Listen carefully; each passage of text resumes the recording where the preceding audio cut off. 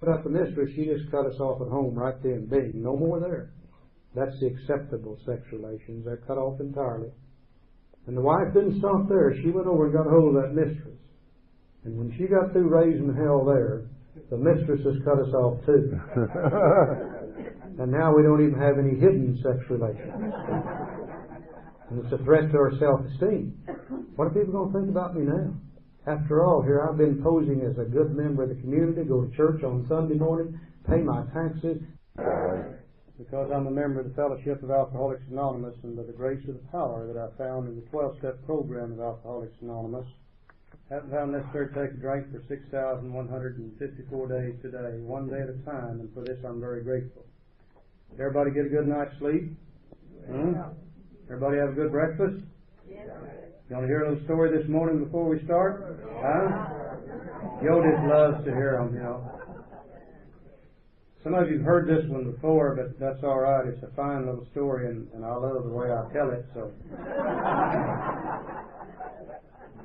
Most of our stories are about alcoholics. This particular one was about a drunk out in California who lived in San Francisco. Every time he got drunk, he wanted to go somewhere. He always was a traveling drunk, but he didn't have an automobile, so usually he would go on a bus. And this particular time he got drunk and he decided he wanted to go to San Bernardino, California. So he goes down to the bus station, he buys himself a ticket, and the ticket agent said the bus is a little bit late, so about all you can do is go out in the lobby and sit down and wait, and it'll be here in a few minutes. So he goes out in the lobby, and like most drunks, he's a little restless and got to looking around for something to do, and finally over against the wall he noticed one of these weight machines, which also tells your fortune. And he thought, well, I'll see how much I weigh and what my fortune is this morning. And he gets up on the machine and he puts his coin in, and a little card comes out, and the card said you weigh 155 pounds, and you're 5 foot 8.5 inches tall, and you're 56 years old, and you got blue eyes and blonde hair, and you're waiting on the bus to San Bernardino. And he thought, my Lord, how in the world can that machine know that much about me? And about the time a pain struck him in the stomach, and he races to the restroom, and he gets to the stool, and he pulls his breeches down, and he sits on the stool, and nothing great happened, but he did pass a little gas, and that made him feel better. He gets up and he goes back in the lobby, and he said, I believe I'll try that machine again and see if it can be right twice in a row. He gets up on it, and he puts his coin in, and the little card comes out, and the card said you weigh 155 pounds, and you're 5 foot 8.5 inches tall, and you're 56 years old. You got blue eyes and blonde hair, and you're waiting on the bus to San Bernardino. He thought it's amazing how that machine can be accurate twice in a row. And about that time, the pain hits him again. Back to the restroom he goes. He jerks his breeches down. He sits on the stool. And again, nothing great happened, but he did pass gas, and that made him feel better. And he gets up and he goes back in the lobby, and he says, I'm going to try that machine one more time to see if it can be right 3 times in a row. And he gets up on it, and he puts his coin in, and a little card comes out, and it said, you weigh 155 pounds, you're 5 foot 8.5 inches tall, you're 56 years old, you got blue eyes and blonde hair, and it said you've done and partied around and missed your bus to San Bernardino. That's what happened to many of us. We almost missed the bus to sobriety. Joe? My name is Joe, and I'm a real alcoholic. Through God's grace, because this program works each day in my life, I haven't found it necessary to take a drink since March of 1962. This I'm grateful this morning. This morning, we are at the beginning. After all the work, we're still at the beginning. Beginning of recovery, as our book says, we stand at a turning point.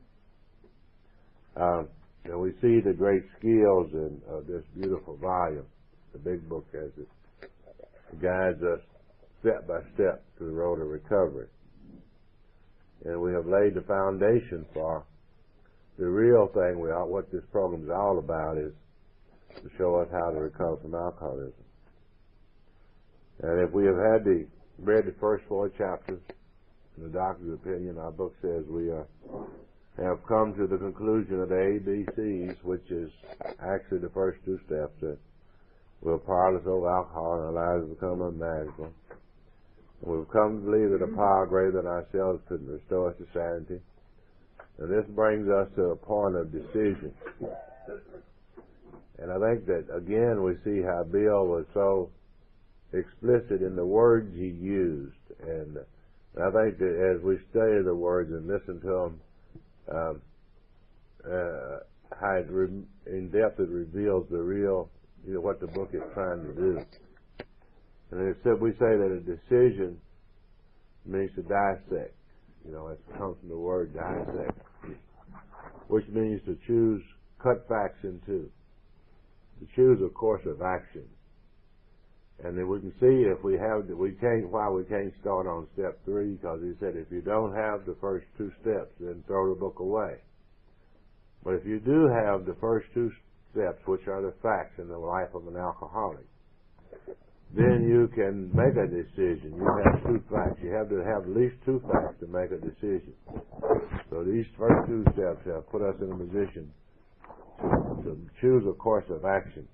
And it says we stand at a turning point as we begin this process of recovery, step 3.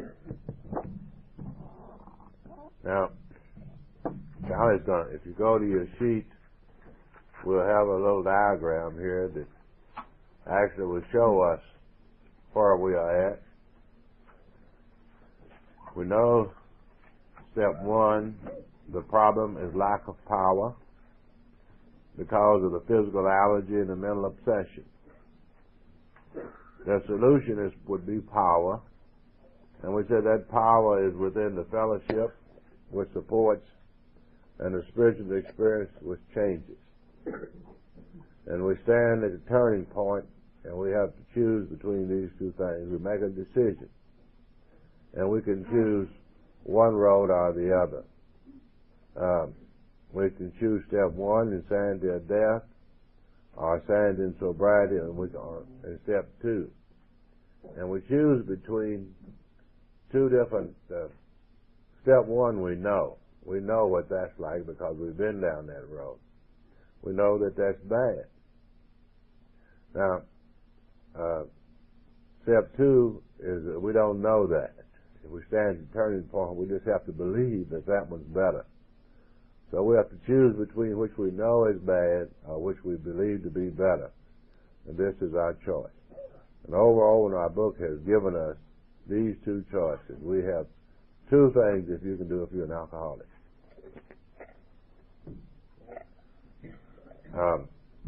So we begin being convinced of these first 2 steps. We were at step 3, which is we decided to turn our will and our lives over to God as we understand Him. Now we can see quite obviously in step 3 is where we decide to do this. Just what we do mean and what do we do.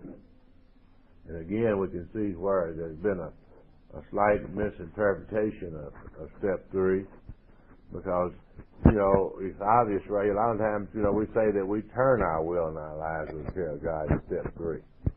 But right here, he says in step 3, we decide to do that. Step 3 is a decision to do that. And that's all it is. It's not turning it over, it's a decision to turn it over.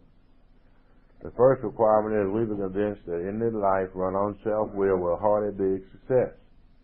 On that basis, we're always in collision with something or somebody, even though our motives are good. Most people try to live by self-propulsion. Each person is like an actor who wants to run the whole show, is forever trying to arrange the lights, the ballet, the scenery, and the rest of the players in their own way.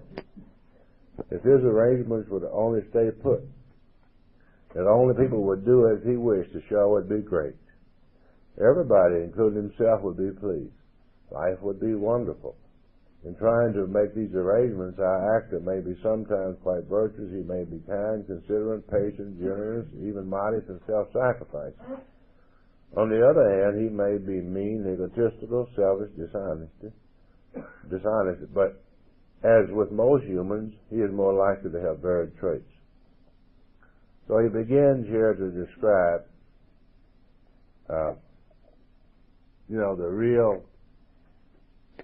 he's given us a parable to describe self-will, and how we can see it displayed in human life.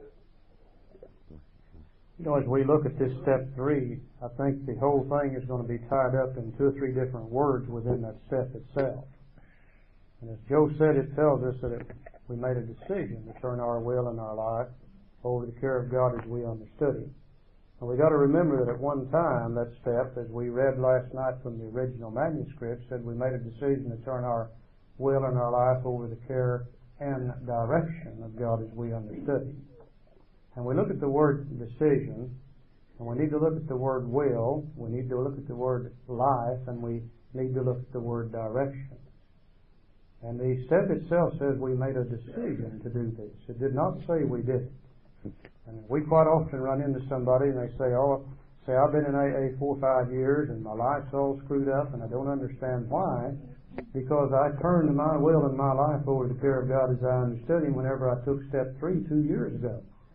Well, we really don't turn it over in 3. We simply make a decision to do that. And a decision implies further action. And we talked about that last night some in talking about Columbus. You know, Columbus believed, and that didn't do him any good. Then Columbus decided, and that didn't do him any good. But then he began to take some action. And he got results from the action. Now, I think we're going to find the same thing in step 3. We make a decision to turn it over. Now, that implies we're going to take some further action. Now, I know as an example in my own life, my wife Barbara and I, for years, we decided to go to California every fall. In September, every year we would make a decision to go to California and visit my brother and some of her relatives. But you know, we never did get to California. We would decide, and that's all we would do about it. A couple of years ago, we made that decision, and then we took some action. And I took the car down, and I had it serviced, and Barbara packed the clothes and stuff. And finally, we got in the car, and we left my home, and we went to Tulsa, Oklahoma. Then we went to Oklahoma City. Then we went to Amarillo. Then we went to Albuquerque. Then we went to Flagstaff. And you know, by golly, we ended up in Los Angeles, California. But we ended up there not as a result of the decision, but as the result of the action that we took following that decision. And if we want to turn our will and our life over to the fear of God as we understand Him, it's going to be necessary for us to take some action also. Step 3 is simply the making of the decision. Now, what is it we're going to turn over to God? First, we're going to turn our will over as to the best of our ability. And our will is nothing more than our mind or nothing more than our thinking apparatus. This thing up here in our head that tells us what to do is considered to be the will or the mind or the thinking apparatus, whatever we want to call it. Our life is nothing more than our actions. My life today is the sum total of all the actions that I've taken throughout my lifetime. Now, I remember when I got to step 3 that I was very, very concerned about this step, because I had no idea what was going to happen to me if I did manage to turn it over to the care of God as I understood it. As Joe said, I only believed that it would be better. I didn't know that at all. Now, I remember going to my sponsor and I said, I don't believe I can take step 3. And he said, how come? And I said, well, if I turn my will and my life over to the care of God as I understand Him, I have no idea what He would want me to be. And He may want me to be something that I don't want to be. I said, in fact, He may want me to go to go to Africa or China and be a missionary, and I sure as hell don't want to be that. And I never will forget, he just laughed and he said, well, Charlie, he said, at least if you turn it over to God as you understand Him, it wouldn't be in the hands of the damned idiot. He said, let's look back at your life. And let's see all the things that have happened in your lifetime. And he said, now you always have been a self-willed person. You always have done whatever you wanted to do, whenever you wanted to do it, and to hell with everybody else. And he said, the great results that you have received from running your own life is that you got to become a member of Alcoholics Anonymous.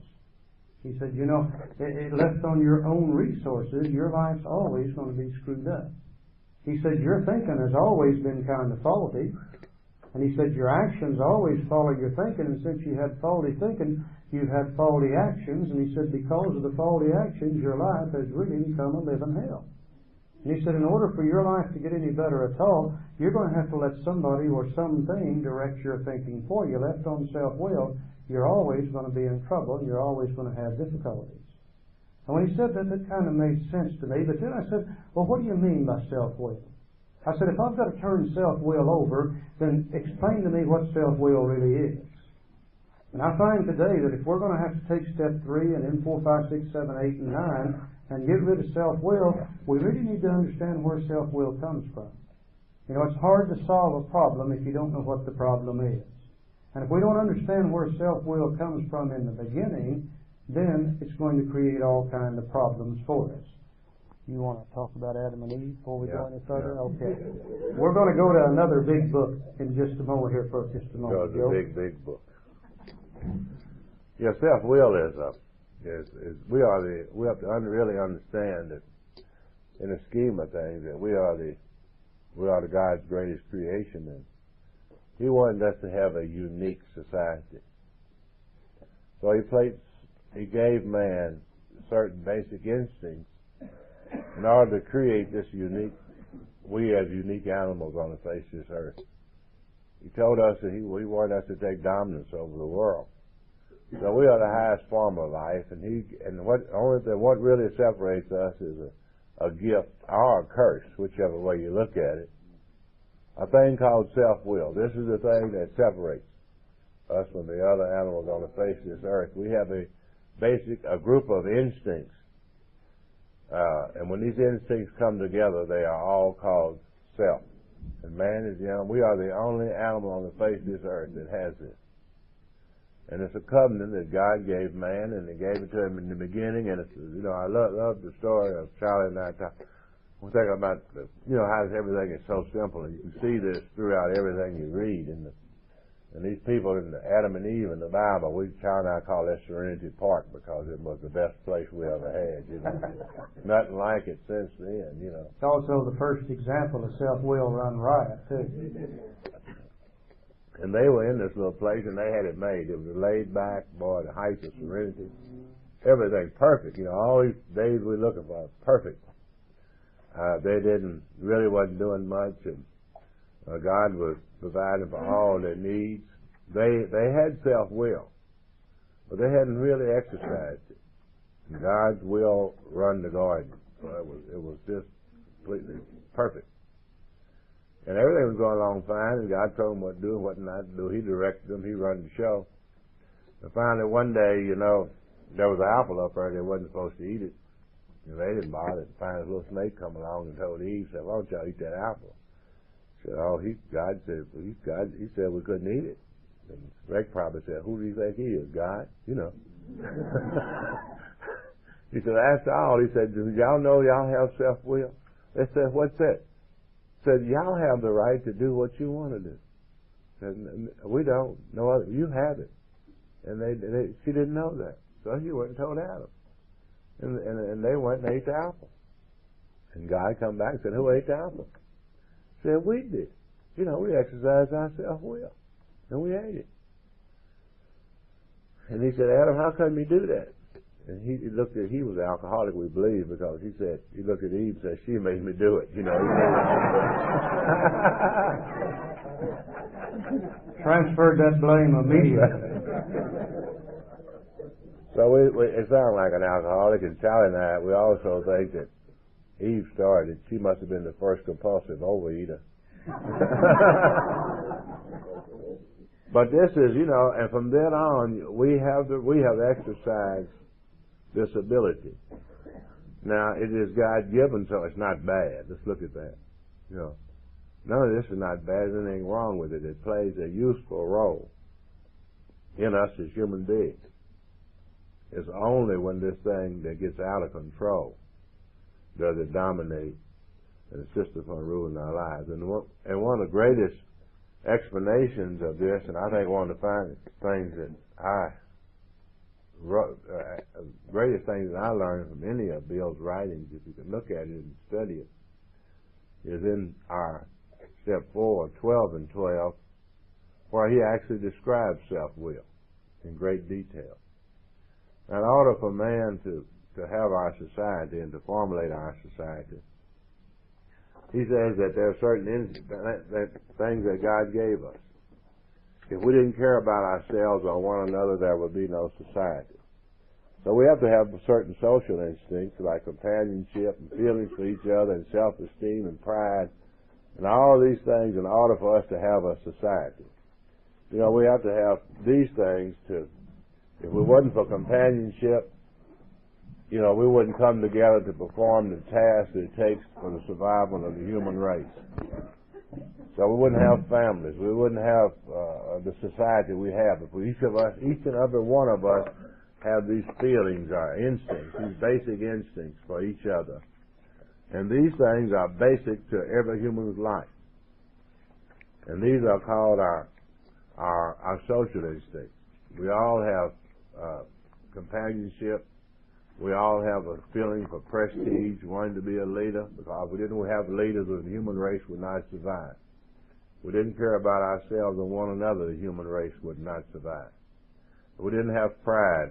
So all these things are basic and good and God-given, and they are part of every human life, and they are our natural instincts to all of us. He said if we didn't harvest food or construct shelter, there would be no survival of the human race.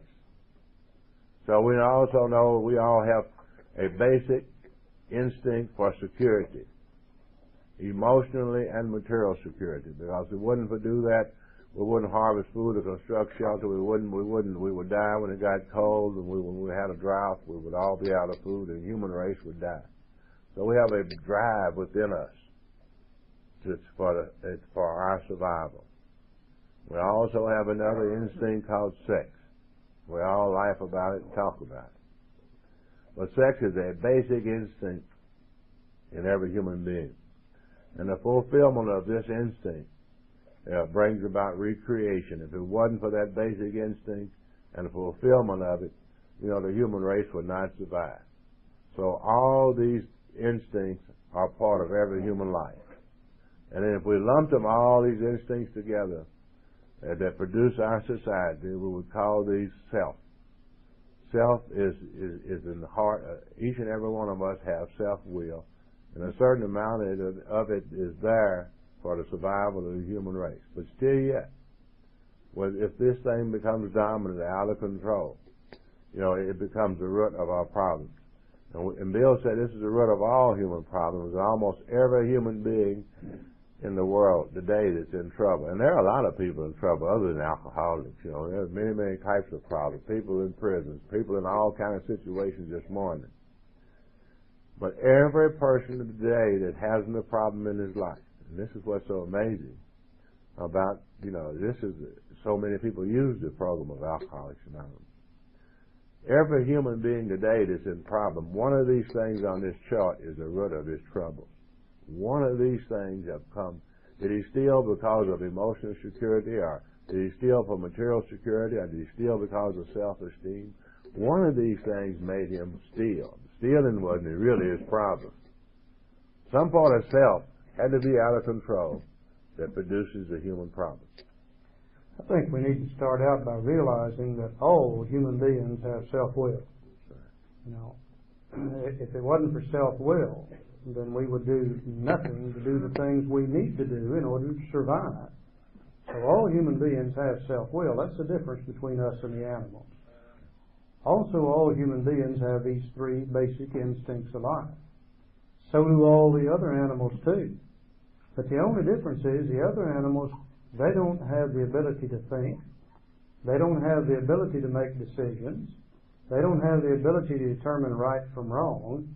They are strictly God-driven or God-directed. You know, you see the little squirrel out here, and the little squirrel is gathering up nuts in the fall of the year and putting them in a tree. I doubt very seriously if he understands why he's doing that. But he has a basic instinct of life which drives him in order to be secure in the future. If he didn't store food up, then he'd starve to death next winter. All the other animals have the same kind of basic instincts for relationships with other members of their particular race. All other animals have the sex instinct also, so they can reproduce. Now the only difference is, though, they are God-directed, and they don't have the ability to make decisions about the things that they do. They are strictly directed by God. But God gave you and I the ability to decide what we want to do. And He gave us the right to decide not only what we want to do, but when we want to do it, and how we want to do it, and where we want to do it. He gave us the ability to think and to reason. Now, as Joe said, I'm not sure whether that is a blessing or whether it's a curse. It seems to be the root of all of our problems. Now, since God gave us self-will, then that means self-will is okay. Self-will is a good thing. Self-will is absolutely necessary for our survival. It is the misuse of self-will which creates our problems. Now, we're not going to try to get rid of all self-will. If we did, we would be nothing. We would be a zero. We would be a blob. But what we're going to try to do is get self-will back to the level that God intended for it to be. If all human beings could operate exactly on the level that God intended for them to operate with self-will, then we would have no trouble in the world today. We would have Serenity Park, as Joe said a while ago. But the problem is that it's impossible for us to operate at the exact level that God intended for it to be when we're operating on self-will only. Now, these three basic instincts of life that we see up here on the chart, they are absolutely necessary for survival of the human race. It amazes me today how Bill could write this knowing no more than he really did about a lot of this kind of stuff. But in the 12 and 12, he really, in one or two pages, in step 4, gave us this information regarding self-will. And he talked about these three basic instincts of life that are necessary for survival. And he talked about this social instinct. And he said that all human beings are born with a basic desire to be liked, accepted, and respected by other members of the human race. And said we all have that drive to have other people recognize us. We all want to be wanted. We all want to be needed. And we all either want to be just a part of the group or we want to be the leader of the group. And he said if we didn't have this basic instinct, we would go into a dog-eat-dog situation. If nobody cared anything about anybody else, we would go into complete anarchy. We would not join together to do the things we need to do in order to survive, and therefore we would all die out and the human race would simply fail to survive. Now, if you want to be liked and accepted and respected by other people, it requires a lot of work. You know, first you've got to find out, well, what is it people in my area demand of me or want of me in order to be accepted by them? Now, this will vary in different parts of the world.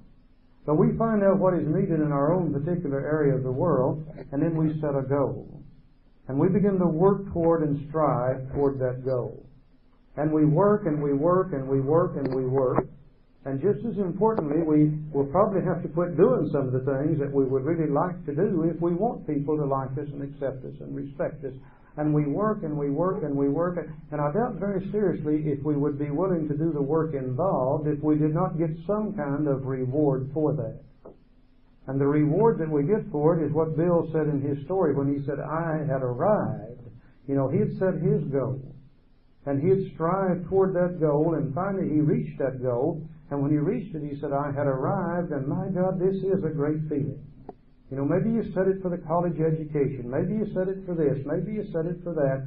But when you finally get there, there's a feeling that comes over you that really is indescribably wonderful. And that feeling of having arrived is the great reward we get for the work done to be liked and accepted and respected by other people.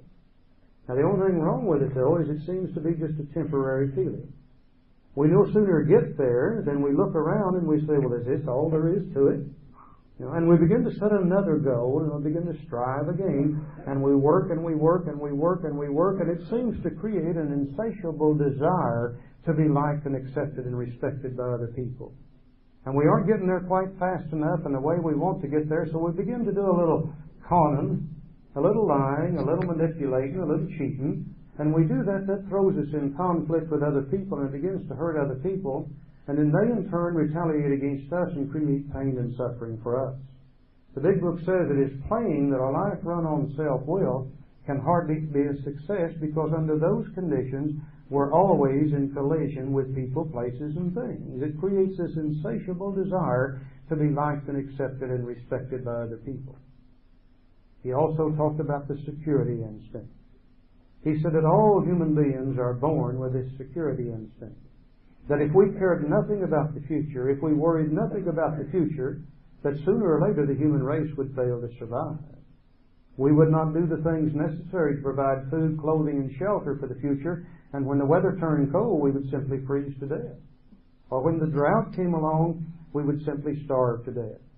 Now, I know in AA we live one day at a time, but I also know that practically everybody in this room has an insurance policy of some kind. And an insurance policy is to protect us in the future. We all have that drive for security because without it, the human race would fail to survive. And again, if we want to be secure, we must first decide, well, what is it I need to be secure? And in different parts of the world, this will vary also. You know, in one part of the world, it might be $4.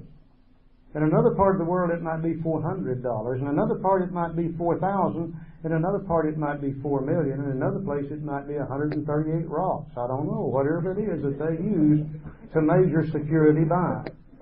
But we make our decision as to what we need to be secure, and we begin to strive and drive toward it. And it's a hell of a lot of work. You know, you got to work and work and work and save your money and invest your money, and you got to quit doing some things you would like to do. You can't spend money on this, that, and that if you want to be secure in the future. And I doubt very seriously if we would do the work involved if we didn't get a reward for doing the work. And the reward, again, is that great feeling of, I have arrived. How many of you have set the goal for the new automobile, or the new home, or the new this, or the new that, and we strive toward it, and we finally get there, and my God, it's a feeling that is absolutely indescribably wonderful, that feeling of having succeeded at what we set out to do. Now, the only thing wrong with it is it's just a temporary feeling. We seem to no sooner get there than we look around and we say, well, is this all there is to it? And we set another goal, and we take off again, and it seems to create an insatiable desire, and never do we seem to be able to accumulate enough stuff in order to be secure in the future.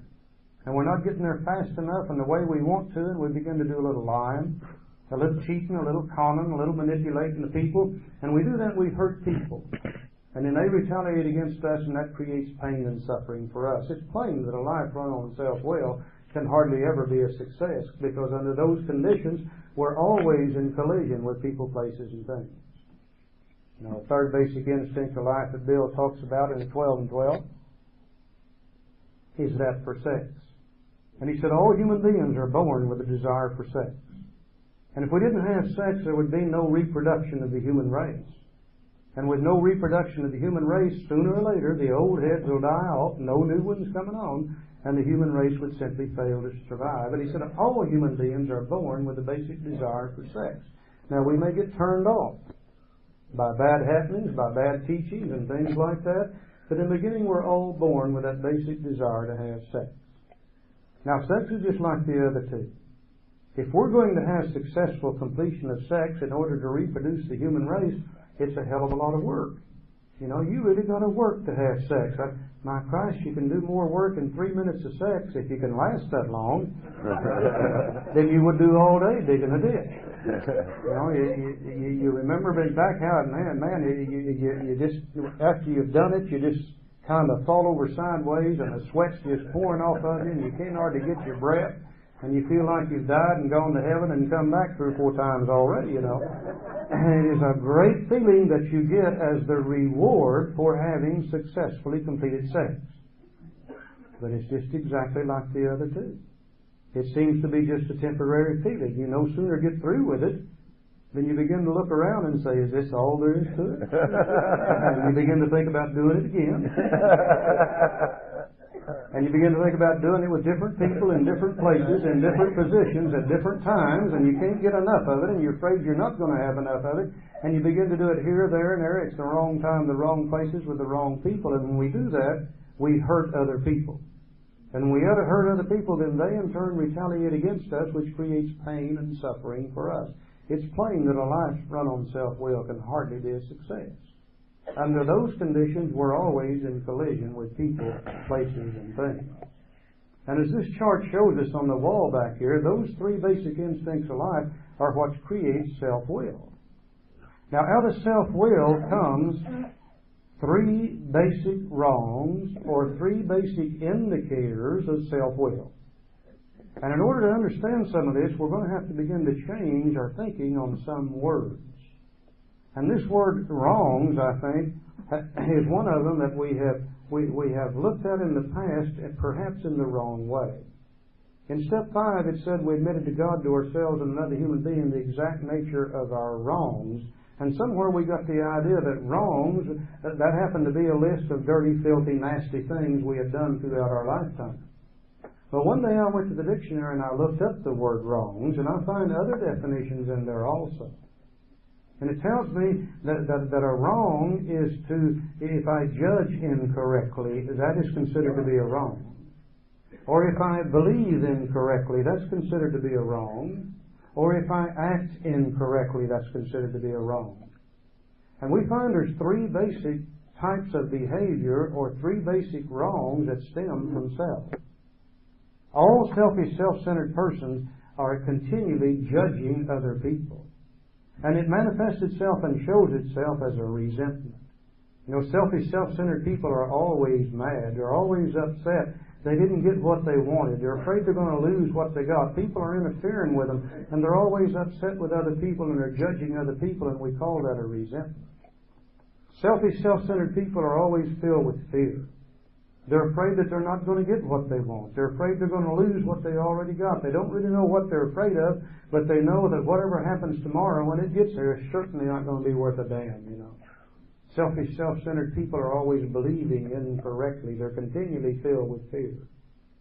Selfish, self-centered people are always doing things that hurt other people. They're always taking actions that harm other people. And then they harm other people, and those people retaliate against them. There's three basic wrongs that stem from self-will. Now, there are others also. But all extremely self-willed people will have these three things as a part of their makeup. They'll have resentments, they'll have fears, and they'll have harms that they do to other people. And Bill describes that for us in step 3 by talking about the actor. And you know, we are the world's greatest actors. There's no doubt about that. You know, I can remember way back as a kid growing up, I not only was the actor, but I was the author of the play also. You know, I wrote my story in my head. And I decided what it is I'm going to be in life. And I began to set my goal toward that and strive toward that. And I decided what my wife needed to be. And I decided what my children would need to be. And I decided what the boss was going to be, and what the co-workers were going to be, and what my friends were going to be, and etc. And I set them all in their place within my little show. And then as I began to experience life, I found out my show didn't work right. Because those other people, they're driven by self-will also. And my wife had her own show already written, and she didn't want to play the part in my show. My kids had their show written, and they didn't want to play the part in my show. And when they wouldn't do what I wanted them to do, I became infuriated about it. And then in turn, I would create and exert more pressures on them to be what I wanted them to be. You know, I was directing the show, not only for my life, but everybody around me. And this is a God-directed world, but Charlie was running the world and everybody around him. And Bill explains this by us being the actor who wants to run the old show. You know, everybody that I know of that's an alcoholic, we always want to be the director. You know, we want to determine what's going to happen so we can ensure that we're going to get what we need and what we want based on these three basic instincts of life. And it's plain that any life run on self-will can hardly be a success. If I don't do something about self-will, I'm going to continue to hurt people. I'm going to continue with these insatiable desires. And as I continue to hurt those people, then they're going to continue to retaliate against me. And that's going to continually create pain and suffering for me. Remember, Dr. Silkworth said, when we're sober, we're restless, irritable, and discontented. And we added other words. We're filled with shame, fear, guilt, and remorse over the things we do as practicing alcoholics. And if I don't get some peace of mind, sooner or later, that leads me back to drinking again. And any life run on self-will can hardly have any peace of mind. Because it's always filled with resentments and fears and the guilt and remorses that comes from the harms we do to other people. So for that reason, it's necessary for me to try to turn my will and my life over to the care of God as I understand it. And on page 62, it begins to tell me how to go about doing this. Selfishness and self-centeredness, that we think is the root of our troubles. Driven by haunted forms of fear, self-delusion, self-seeking, and self-pity, we step on the toes of our fellows and they retaliate. Sometimes they hurt us seemingly without provocation, but we invariably find that at some time in the past we have made a decision based on self which placed us in a position to be hurt. We're going to find that out. We're going to see that in the inventory process. So our troubles, we think, are basically of our own making. They arise out of ourselves. And the alcoholic is an extreme example of a self-will run riot. And we will see that as we list and analyze, do our inventory. Though he usually doesn't think so. Above everything, we alcoholics must rid of selfishness. We must, or it kills us. God makes that possible. There often seems no way of entirely getting rid of self without His aid. And we know that's one of the greatest mistakes that I think that most people make, all people. We try to get rid of self with self. And there is only but two wills on the face of this earth. The will of man, the will of ourselves or some other person, there's man's will and God's will. And either one or two can operate. And in our lives, since this was given to us, the strongest thing in our lives is man's will. And when man's will, when we operate on or trigger our will, then all other God's will goes out of our lives. So this is a dominant force.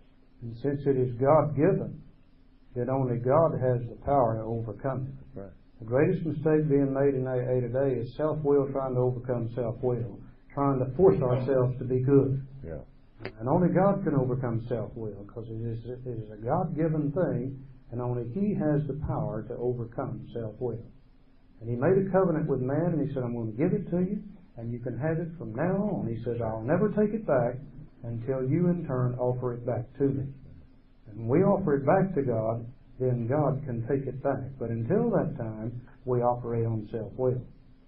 I think as we understand this in depth, what self-will is, we'll see that, as we said earlier, there's more to getting rid of it. It takes all these steps. The process of turning our will and our life over to God is steps 4, 5, 6, 7, 8, and 9. All these steps are these other action steps was going to carry out this decision to do this. And it's going to take quite a process to get rid of self-will. And this is why we have all these steps to do this. And I was like Charlie. I had a lot of problems when I come to this step, and they said, turn your will over to God. And actually, if obvious, we can look at this, and we could get to step 3 and turn our will and lives over to care of God as we understand Him. If we could actually do that, which we can't. If we could turn our will and our lives to care of God with step 3, we wouldn't need any more steps. We would be perfect. You know what I mean? But step 3 is just a decision to do that. And I had a lot of problems. I was like Charlie. I wasn't worried about Charlie was worried about becoming a missionary. We all got our little fears about this. We all look at life different. Now, I had a big problem with this step 3. I said, if I turn my will and my life for God, I didn't think He'd make me a missionary. But I was afraid He'd put me in the Salvation Army band. I had great fears. I was real. I could just see myself in there with that little horn, Rock of Ages, and that just scared the hell out of me.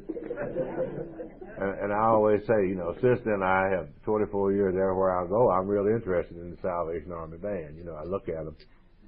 And I shouldn't have had that. I don't know why I had those fears. Because I've never seen a black guy in the Salvation Army band, That ain't our kind of music, really.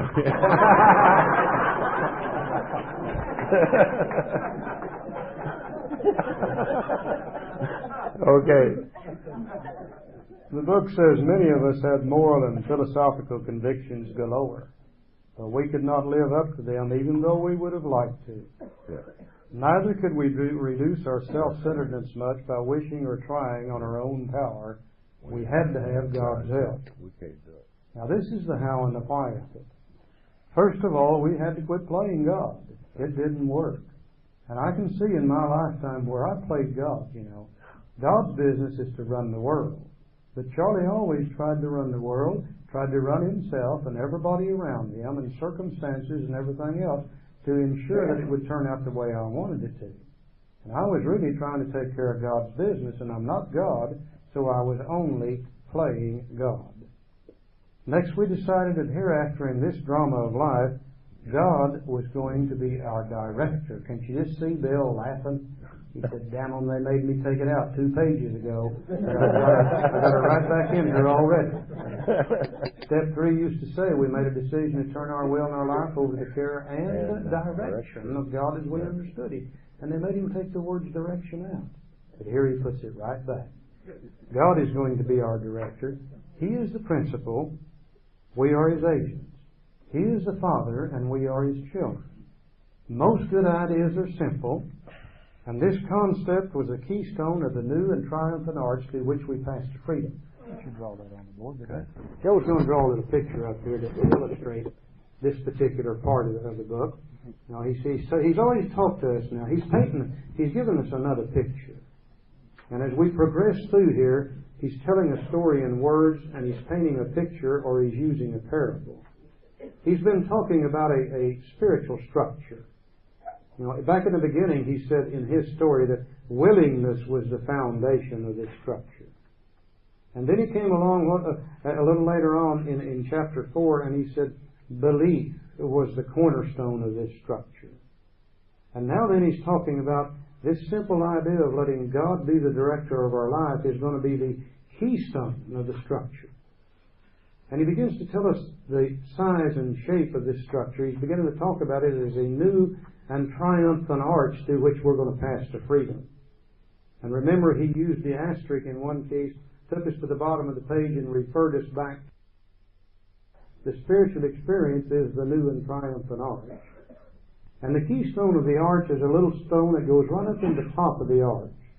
Back in the old days, before they had the types of mortar and things we have today, whenever they built an arch, they let the stones each lean on each other, and finally up in the top of the arch they had one stone that was the keystone. And if it was cut right, all other stones leaned against it, and the keystone supported the arch. If the keystone was improper, if it wasn't cut right, the keystone would slip out and the entire arch would collapse. Now the keystone of this arch that you and I are building, through which we're going to pass to freedom, is going to be one simple idea, that we're going to let God be the director of our life. There's only 2 wills. I'm either going to operate on Charlie's will, self-will, or I'm going to operate on God's will, one of the 2. And my trouble all my life has been operating on Charlie's will. I look back at my life now and it amazes me how screwed up I got. You know, my thinking has always been faulty. And based upon faulty thinking, I always took the wrong, faulty actions. And then those actions always caused me to create pain, suffering for other people, and then they retaliated and created the same thing for me, plus it filled me with guilt, remorse, fear of what are they going to do when they find out about what I've been doing. It's plain that a life run on self-will can hardly be a success. And if I let God direct my thinking, then chances are it will become better. And if the thinking becomes better, chances are the actions will become better. And if the actions become better, then chances are my life will become better. And it's just about that simple. A simple idea to let God be the director of our life. So, when we sincerely took such a position, all sorts of remarkable things followed. We had a new employer, being all-powerful. He provided what we needed if we kept close to Him and performed His work well. Established on such a footing, we became less and less interested in ourselves, our little plans and designs. More and more we became interested in seeing what we could contribute to life. As we felt new power flow in, as we enjoyed peace of mind, as we discovered that we could face life successfully, as we became conscious of His presence, we began to lose our fears of today, tomorrow, and the hereafter. We were reborn. Now he gives us a little prayer, and he says, this is the way he tells us how we can do this. Up until this time, he's been telling us why we needed to take the step. Now then he's going to tell us how to take the step. Well, now is step 3. Many of us said to our Maker as we understood Him, God, I offer myself to Thee, to deal with me and to do with as thou wilt. Relieve me of the bondage of self, that I may better do thy will. Take away my difficulties, that victory over them may bear witness to those I would help of thy power, thy love, and thy way of life. May I do thy will always. We thought well before taking this step, making sure we were ready, that we could abandon ourselves utterly to him. And this is the only way that we can block out self-will with God's will. We found it very desirable to take this spiritual step in an understanding person, such as our wife, best friend, our spiritual advisor. But it's better to meet God alone than one who might misunderstand. In the earlier days, the practice in the group is to take this with your sponsor with someone else, and this is a reference to that. Whenever they went out and talked to this guy in the beginning and told him all about the disease and told him all about the solution, and when they were sure that he was ready, and they took him to AA, and not AA in those days, but to the group of individuals, and they said, we want to sponsor this man in, then they started him on step 3. And some of the older members would take him upstairs usually, and they would all get down on their knees, and they would all pray, and they would help him take step 3. And when he got done with step 3, then they would vote on how well he took it. And if he didn't take it right, they'd say, we believe you better go back and do a little more work. They took it usually with other human beings in the beginning. But it's better to meet God alone than one who might misunderstand. The wording, of course, was quite optional as long as we express the idea, voicing without reservation. Now then, we're going to get the results of it. Every step from here on tells you how, tells you why you need to do it, how to do it, and what the results will be. Now we get the results of step 3. This was only a beginning. So if honestly, how many made an effect, sometimes a great one was felt at once. Now, in the case of the spiritual experience, we have a great, but in most cases, it's just a beginning, and that's all it's going to be. Now, step 3 is, as we said, is just a decision to turn our will and our life over to care of God. And now we've got to go to work, and the next step is to carry out this decision. The step 3 doesn't do anything; it has no permanent effect. But we have to go carry out the action steps. So the way we really turn our will and our life over to care of God is really steps 4, 5, 6, 7, 8, and 9. This is the process of doing it. Step 3 is just a part of this, the decision to do this. So we don't get a lot of great effect out of step 3, and I don't know why we should expect a lot. Because step 3 is just a decision to do something. As we go through the steps and study the results of the other steps, 4 and 5, we're going to find out actually that we get a lot more out of steps 4 and 5 than we do out of step 3. Well, step 3 is just a thinking step. We haven't really don't do anything in step 3. We just make a decision to do something. And that we shouldn't expect a lot of results out of step 3. Now, we notice after step 5, which is the first real action step, where we go beyond that step. When we get to that step, we will see actually that we get a lot more results from step 5 than we do from step 3. And again, we're looking at nothing more than a formula for success that mankind has always used. Everybody that's here today, you're here because first you believed you could be here. And then based upon that belief, you made a decision to come here. And then based upon that decision, you took some action, and you got the results. We're here today. So we had to follow that same pattern for success in order to be here this morning. And we're doing the same thing in the steps. In 2, we believed that this power greater than ourselves can restore us to sanity. In 3, we're going to make a decision to let that power do that, really. And in 4, 5, 6, 7, 8, and 9, we're going to take the actions. And then we'll get the results from the actions that we take. So now we're ready to start on the real action steps. There's a little of action in 3. We did use the prayer. We took some action, but very little. Next, we launched out on a course of vigorous action. The first step of which is a personal house cleaning, which many of us had never attempted. Though our decision, referring to step 3, was a vital and crucial step, it could have little permanent effect unless at once followed by a strenuous effort to face and to be rid of the things in ourselves which had been blocking us. Our liquor was but a symptom, so we had to get down to causes and conditions. And you'll notice the time element that he places on step 4. He says at once, we say, actually the best time to take step 4. Everybody says, when do you take step 4? How long do you have to be sober to take it? He says at once, right after step 3. This would be the best time. Because after all, we've made a decision, and this decision to turn our will and our life for good. And this will block self-will or gut just enough for us to be able to start on step 4.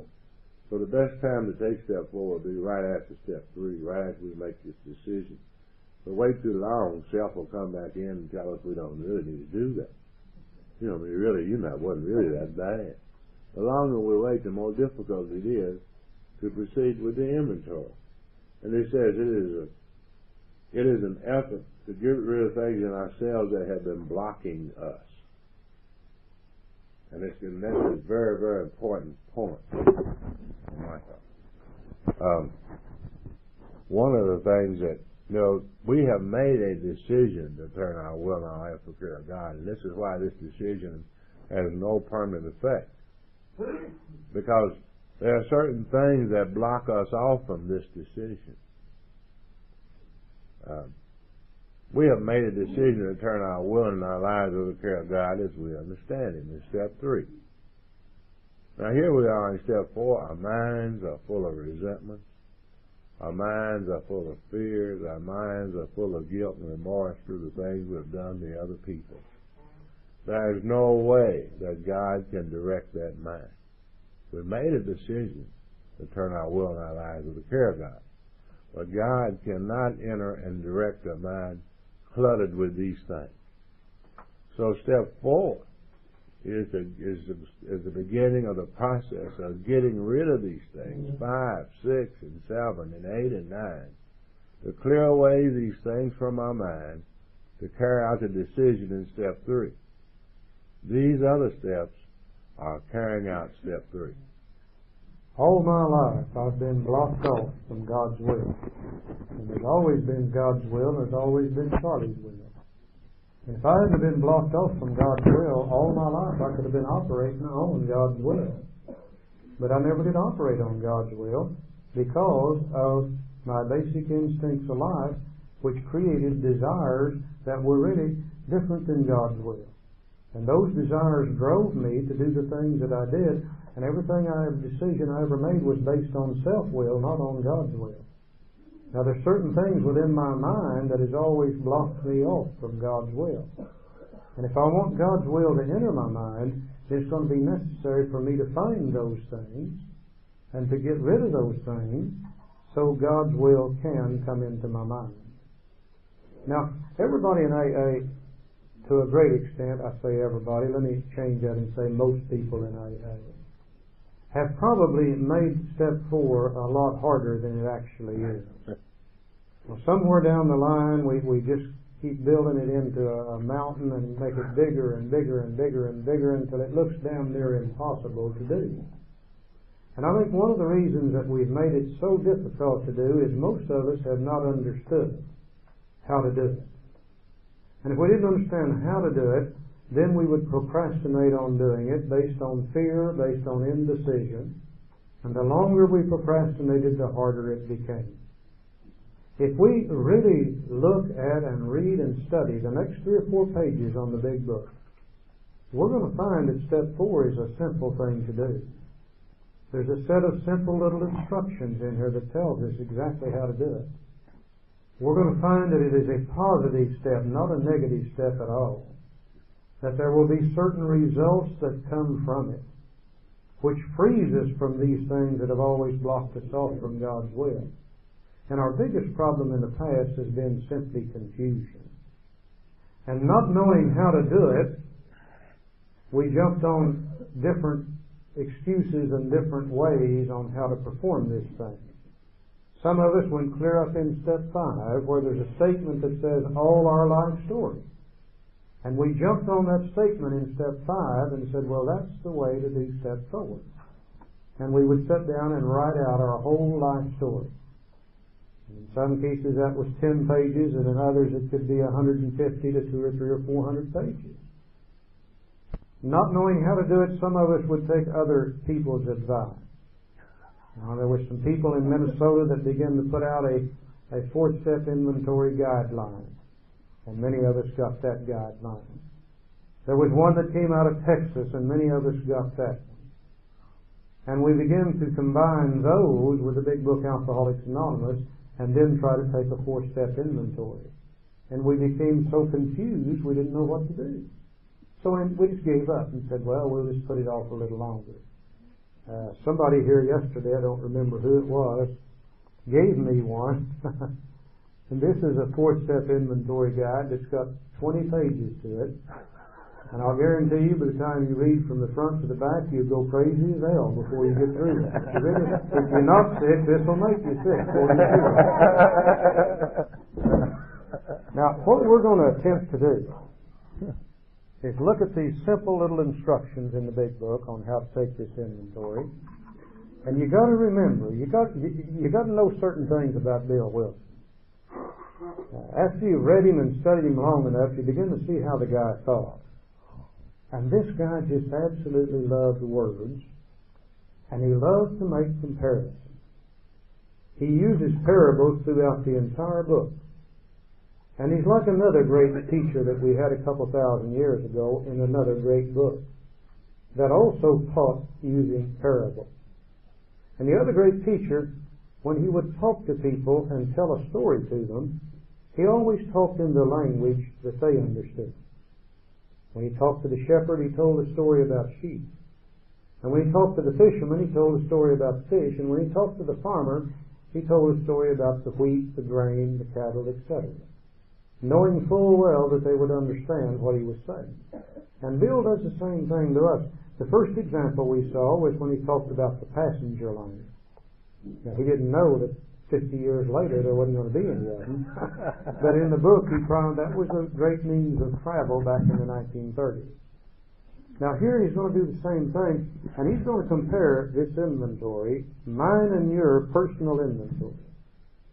He's going to compare it to a commercial or a business inventory, assuming that you and I have a little understanding of what a business or a commercial inventory would be, so we would know what he's talking about. And I think if we'll just all sit back and relax and just listen to some words as we go through here and compare some of the words that he uses with the words in our 4th step, I believe we'll be able to see what Bill is actually talking about. He starts out by saying, therefore we started upon a personal inventory. Then he immediately said, this was step 4. And he says, a business which takes no regular inventory usually goes broke. And I think we know that in a business inventory, primarily what takes place there. You know, if you and I are running a business where we're selling maybe ladies' purses, or perhaps we're selling watches, or maybe we're selling anything, it doesn't make any difference what it is. If we don't stop once in a while and inventory our business, usually we will end up going broke. If we didn't inventory once in a while, we would not know what has been sold out of our store. We wouldn't know what we need to replace. If we didn't inventory once in a while, we would not know whether people are stealing from us or not. We wouldn't know where things have disappeared and no money to replace them. If we didn't inventory once in a while, we would not know what has become out of style and people won't buy anymore. Nor would we know what has been damaged and has become unsaleable. And we might have our store filled with goods, but they may be goods that nobody wants to buy. And if we can't sell them and get them out of there and bring new goods into the store to replace the old ones, sooner or later the business inventory is going to go broke. Or the business itself is going to go broke. Now, you and I have a business also today. And we have what is probably the most important business in the world as far as you and I are concerned. Our business today is to find a way to live where we can be peaceful and happy and serene and not have to go back to drinking alcohol. And if we don't inventory our business once in a while, chances are we're going to go broke also. And going broke for us in our business today is to go back to drinking. If we don't find a better way to live, a better way to think, a better way to find peace of mind, security, and happiness, then eventually we will return back to the thing that always made us feel good, which is to take a drink of alcohol. And when we do that in our business, we go broke too. And I think you and I can see that any business which takes no regular inventory usually will go broke. Now then he's going to refer to a commercial inventory. He said taking a commercial inventory is a fact-finding and a fact-facing process. And this fellow just loved words, and he loved to compare words. Let's look at our step 4. Step 4 said we made a searching. And a searching compared to this commercial inventory is the same thing as fact-finding. Fact-finding and searching are the same. Our step 4 said we not only made a searching, but we made a fearless. And in the commercial inventory, he said it is a fact-finding and a fact-facing process. A fearless inventory and a fact-facing inventory, they are identically the same thing. You know, he never used the same words over and over and over. He always kept changing words. And he called it a fact-finding, fact-facing here in the narrative of the book. But in the inventory, it is a searching and fearless, both of them meaning exactly the same thing. Now, what is the purpose of the inventory? It is an effort to discover the truth.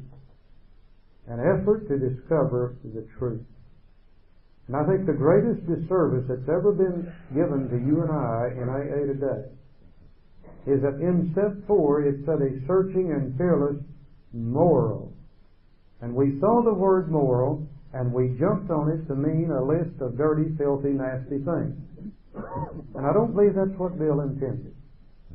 You know, Bill knew words. He knew exactly the right word to use at the right time. If he had wanted us to make a list of dirty, filthy, nasty things, I believe he would have said a searching and fearless amoral, or a searching and fearless immoral inventory. He didn't say that. He said moral inventory. And one day I got so intrigued by that, I went to the dictionary and looked that word up, and I found the definition that says moral is truth.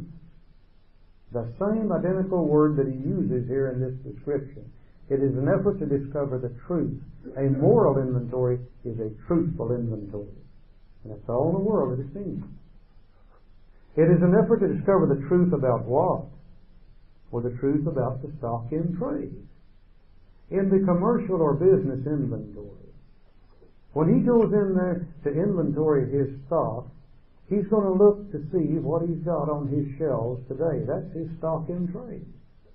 And whether he goes broke tomorrow or not will be determined by what's in his store today. What's on his shelves? What is his stock in trade? Has some of it been damaged? If so, you can't sell it. Has some of it become so far out of style that nobody wants to buy it? If so, you can't sell it. And the store and the shelves are filled with items that are no good. And he's probably got borrowed money tied up, and he's paying interest on it, and he's losing money every day. And if he wants to be successful, he's got to get the crap out and put new stuff in. And the only way he knows what to take out and what to put in is to inventory the stock in trade. Now, in my business today, by golly, I've got a stock in trade too. And my stock in trade is what's on my shelves in my store in my business. And my store is right up here in my head. And what's on my shelves is how I think. Now, in the commercial inventory, whether he's going to go broke tomorrow or not depends on what's on his shelves today. Not what was on there 20 years ago, nor what's going to be there 20 years in the future. It's what's there today. And in my stock in trade and in my business, whether I go broke tomorrow or not will be determined by what's on my shelves today. Not what was there 20 years ago. Not what's going to be there 20 years in the future, but what is there today. We all have heard it 1,000 times. It is how we think which determines whether we're going to stay sober or not. Thinking leads to drinking. And if I get drunk tomorrow, it'll be because I had faulty thinking today. My stock in trade, man, I've got some stuff up here on my shelves, but they're damaged. Some damned unsaleable goods up here. Some things that are going completely out of style. Some things I need to get rid of and replace with good items in stock in trade. And I'm going to do the same thing with my inventory. I'm going to inventory what's in my head today. Not what was there 20 years ago. That don't decide whether I get drunk tomorrow or not. Not what's there 20 years in the future. That doesn't decide whether I get drunk tomorrow or not. Whether I get drunk tomorrow or not is determined by what I think today. And that's what I'm going to inventory. And it's exactly what the big book tells me to do. It says, one object is to disclose damaged or unsaleable goods. And in my case, it's to disclose damaged and unsaleable thinking. That's what blocks me off from God's will. And it is to get rid of them promptly and without regret. We've talked all along about changing in a personality, changing attitudes and ideas, discarding old and replacing with new. Get rid of those old ideas promptly and without regret. If the owner of the business is to be successful, he cannot fool himself about values. He's got to be honest with himself. He's got to be truthful. Well, we did exactly the same thing with our lives. We took stock honestly, morally. That's what a moral inventory is an honest inventory. First, we searched out the flaws in our makeup which caused our failure. We searched out the damaged and unsaleable thinking. Being convinced that self manifested in various ways was what had defeated us, we considered its common manifestation. Remember, a manifestation is the indicator of the thing, whatever it might be. The manifestation of our allergy was the phenomenon of craving. The manifestation of my faults in my thinking will be what is on the surface or what you can see, the indicator. And you show me a selfish, self-centered human being, and I'll show you one that's madder than hell all the time. The world's not treating them right. People aren't doing what they ought to do. The world isn't doing things the way it ought to be done. And they're not following my advice. And it makes me angry and upset. And I'm madder than hell all the time if I'm selfish and self-centered. You show me a selfish, self-centered person, and I'll show you one that's running scared to death all the time. You know, back in the days of Little Abner, they had a guy that ran around in Little Abner, and everywhere he went, there was a cloud hanging over his head and raindrops falling out of it. And wherever he went, he created catastrophe. They called him Joe Blitzpig or something like that. And I'm just exactly like him. I never knew what was going to happen tomorrow, but I knew when it got here it wouldn't be worth a damn, whatever it was. And all my decisions were based upon fear. That's right. You show me a selfish, self-centered person, and I'll show you one that's hurting people all the time. Doesn't care for other people. Always satisfying self. Always doing what we want, whenever we want to, and we don't care about other people, and we're continually hurting other people. And they retaliate against us. And then that creates pain and suffering and more anger and more fear for us. And in addition to that, it creates guilt and remorse and fear of what's going to happen when they find out. A selfish, self-centered person has effectively blocked him off from God's will entirely through resentment, fears, and the harms that we do to other people. And the big book says we need to look at these common manifestations of self. And it said resentment is the number one offender. That it destroys more alcoholics than anything else. Resentment blocks us off faster than anything. Man, you can see it in AA today. You can see a person that's been getting along pretty good. And then you watch them, they start getting mad. And they start getting upset. And they can't get along with anybody in the group. And they can't get along with the wife. And the kids aren't doing right. And the damn boss is screwing up. And the damn dog crapped in the floor. And it gets madder and that. And next thing you know, you don't see him. And you say, where did Joe go? And they say, well, haven't you heard? Joe's out there drunk. Resentment is the number one offender. And my book is going to show me exactly how to look at these three common manifestations of self. Joe? Okay, we're going to inventory these, really the stock in trade. And resentment is the number one offender. And I love when it gets down, as Charlie brought out, we're looking at two businesses. We're looking at the commercial business, and we're using a parable, but you're looking at ourselves beside that. And they said that, we have this businesses store sells a certain thing, and we sell a certain thing. And the stock in trade for the human being is the thoughts that we have each day. Our days, we get back based on the thoughts that we give out of our mind. So as a man thinketh, there shall he be. Our days are what we trade off for that day. And if we trade off resentments, if we trade off fear, if we trade off all these other, we get back based on what we sell. Resentment is the number one offender that destroys more alcoholics than anything else. From it stems all forms of spiritual disease. For we have not only been spiritually sick, with mentally and physically, yet we have been spiritually sick. When the spiritual malady is overcome, we straighten out mentally and physically. And we begin with looking at resentments. Now, if we look at these words, what is a resentment, and how, what the mechanics of it, and this is really all of us have this emotion or whatever it is, this feeling, and it comes from the word. When we ever see the word resentment, means to when we ever see that on a word, that means again, or like repeat. And it comes from the word centire, which means to feel. So really, resentment means to re-feel things. And we all have this ability. And we say that people caused us a resentment, but they really don't. Only we can do this. Now, this person can do something, and usually the things that they do, and if we looked at the other chart, which reason we went through step 3 in great detail, to learn what makes up self. Now, if someone happens to touch or threaten some part of self, somebody threatens our companionship, our prestige, our pride, our self-esteem.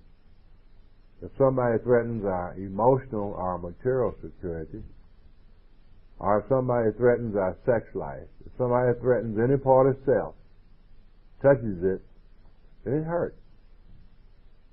And usually that's a wrong on the part of the other person. And people will always do that, by the way.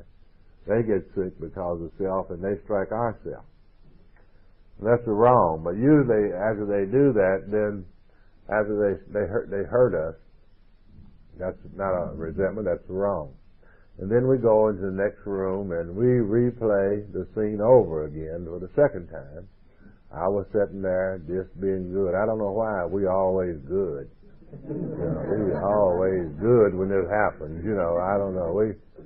I'm sitting there just being good, and this mean person comes in there, and they did this. Now, when we play it over, we don't know this. But honestly, it wasn't like it really was. When we play it over, we alcoholics, we got a way of putting a little baking powder in, make it a little worse. And we make it just a little worse than it really was.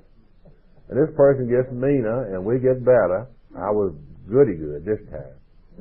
And we played the scene over. And it hurt ourselves a second time. Now, then we go home tonight, and we'll start it over again. And we play it over and make it a little bit worse. You make ourselves a little bit better. And we did it to ourselves a second time. Now, each time we play it over, it gets worse. And in a few days it doesn't even resemble what it really was, but we don't know that. See, we don't know the truth because we're inside this head and we don't know. We can only know with what we see. And as we play it over, it gets worse. We get gooder and gooder, and they get worse and worse. And we set up hurting ourselves. And Sandy, this whole thing is that we're doing this to ourselves, blaming it on the other person. The other person's over there having a good day. They haven't even forgotten all about it. They may be clear on the other side of the country for now. That's right. And we replaying it over, making ourselves sick. And the more we replay this over, the worse it gets. And it's sort of like, I always think of this like, it's sort of like the football game. We be watching those now, it's getting that season. Whenever we see a guy on TV and somebody hits him and just knocks a little guy up and up, or it looks bad, he gets up and keep on playing. The game's going on, But that old announcer, he's got a resentment machine. He says, let's look at that again, And, while they're having time out, the guy's over there drinking some water. He ain't heard it all. And this guy plays it over again. And when he replays it in slow motion, you can see the pain, you can see the torture in the guy's face, and it looks a lot worse than it was before. And that's the way the alcoholic does. He gets up every morning, he turns on his video player, tunes it in living color, shines it on the world, records only the bad stuff. Don't record it. The good stuff he don't want. He don't want that. Surely something good happens every day. But he don't tape that. He tapes all the bad things. Then he comes home and replays them to make himself sick. And plays these things over and over again. And the more we play these things over, the worse they get. And finally, when the resentment gets to builds up to a certain point, then it becomes it's a boomerang. It comes back at you. Once you resent other people strong enough, then you have a feedback, because then you begin to resent being in the position where you were to allow that to happen. You resent other people, and then immediately you begin to resent yourself for being in your position in life. And that becomes self-pity, which is self-resentment. So you cannot resent another person at all without finally resenting yourself. So it is a two-edged sword. It goes out and it comes back. And it is designed to keep us totally unhappy. There is no way that a person who can ever be happy who uses and plays resentment over and over again. He's doomed to unhappiness. Whenever that resentment is turned against yourself, and you begin to resent yourself for being in that position, and then that eventually becomes self-pity. Yeah. And we begin to feel sorry for ourselves. And we love that role. That lets us be the martyr. And we love to feel sorry for ourselves. That's our business, to feel sorry for ourselves, we think. You let somebody else feel sorry for us, and it makes us madder than hell. We tell them, by God, that's our business. We feel sorry for ourselves. And it's plain that a mind that's filled with resentment is effectively blocked off from God's will. There's just no way that God can direct a mind that is filled with resentment. So my book says, in dealing with resentment, we set them on paper. Now the human mind can only really see one thing at a time. And if we try to take an inventory in our head without putting things on paper, we really can never see the whole story, because we can only see one resentment at a time as we're looking at it. In order for us to see the complete story of resentments, and to see what they have really done to us, and to see how they really dominate our life and our thinking, and how they really dominate the actions we take, we've almost got to put them all down on paper, where we can, for the first time in our lives, really see what resentments do to us. And it's absolutely amazing when we see what they really are and what they do.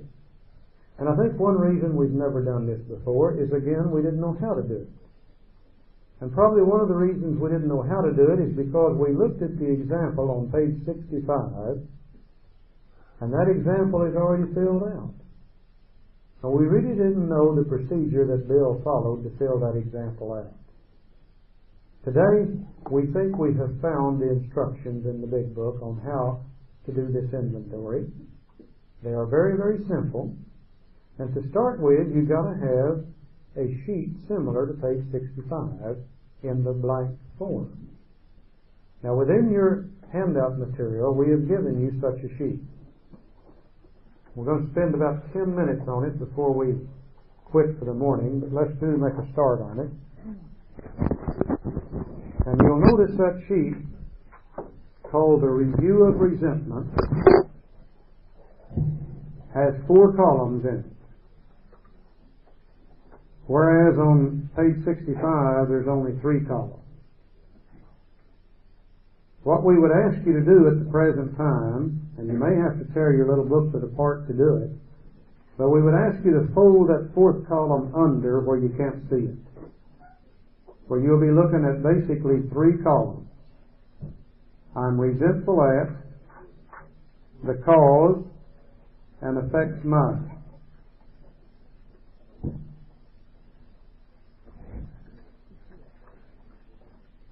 And when you're looking at that 3 columns on that example we've given you, you're looking at page 65 in the blank form. So let us stress, this is nothing new. This is not something that's been brought in from the outside. This is not another new inventory guide. This is page 65 in the blank form. Now for the instructions, we go back to the last paragraph in page 64. And he said, in dealing with resentments, we set them on paper. And this should later rest forever any idea of whether we take a mental inventory or a written inventory. If we're going to set it on paper, we've got to have that piece of paper. We've got to have a pencil, a pen, a paintbrush, a typewriter, or something to put it down on paper. The first instruction is we listed people, institutions, or principles to whom we were angry. Column 1, I'm resentful at. We start at the top and we go from top to bottom, listing 1, 2, 3, 4, 5, 6, right on down the line. Let's emphasize, go from top to bottom. Don't go from left to right. We're used to reading and writing from left to right, but if you do that with this inventory, you put down I'm resentful at, and then the cause, and then the part of self, and you change your mind 3 times, and by the time you do that 2 or 3 times, you're all screwed up in your head. Let's keep our mind on one thing only: the people, institutions, and principles with whom we were angry. And we list from top to bottom. In Bill's case, he put Mr. Brown, Mrs. Jones, my employer, my wife. Surely he had more resentments than that. He just didn't want to take up more space in the big book. The sheet you have has 8 spaces on it.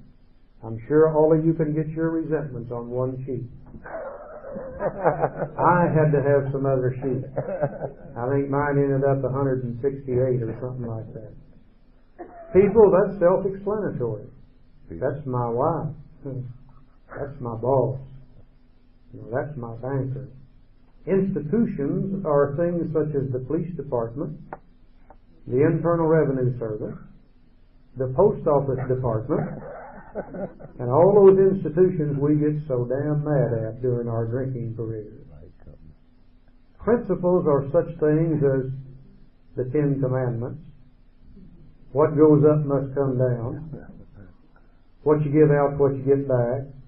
All those principles that I never did like all my life, because they were against what I was doing. And I very carefully list each one of those from top to bottom. And you know, I find out something immediately. I never knew how much resentments control my thinking. I never realized how many of them I had. I never saw them all at one time. I only looked at one at a time before, and for the first time in my life I realized how resentments have dominated my thinking all my life. And if they've dominated my thinking, they've also dominated my action. And I've always known I had the trouble with anger. And I've always tried to do something about it. But I never could do anything about it because I never knew where it came from.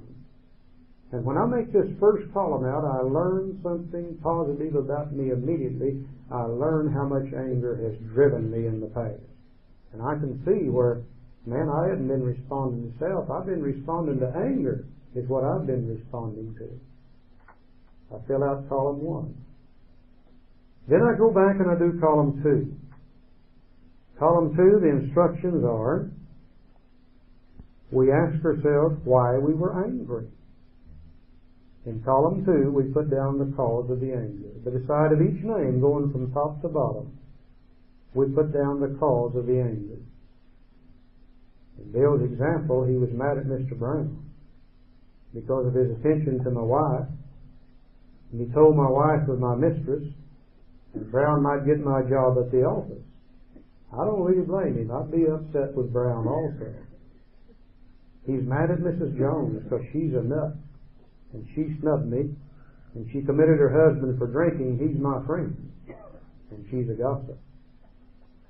He's mad at his employer. He's unreasonable, unjust, and overbearing. He's probably saying, where were you on Monday, Jim?